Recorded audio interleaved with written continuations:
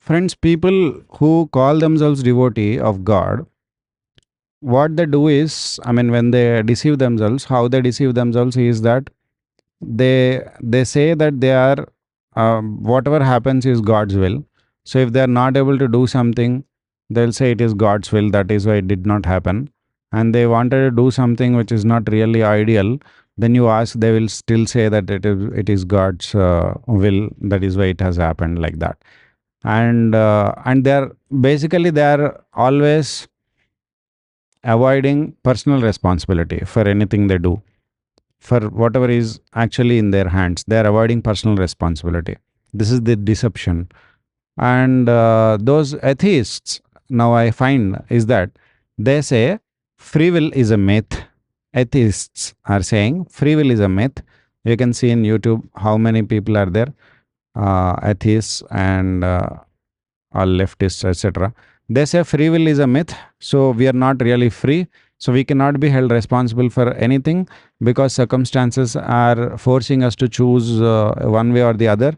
Even Osama bin Laden, uh, had, I mean, even people like that also were not free, and they were forced to make some choices. So really, we are all not free.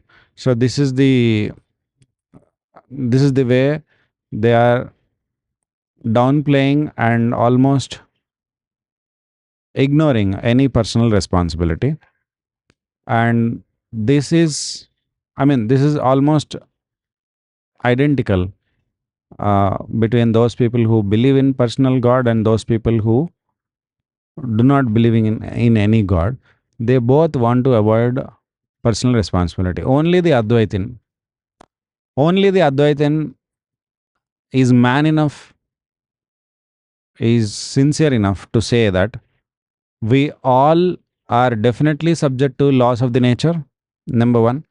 And laws of the nature means that we cannot change things, we cannot change. And there are things that we have control over, and we can change, we can take decisions, and we are free to that extent. And only this people who have Advaitic tendency and mindset, only they are able to stand upright, okay, and say that I am taking this decision, this is right and this is wrong, and I am responsible for that, and I'm doing it. Okay. So this is the speciality and this is the nobility of Advaita.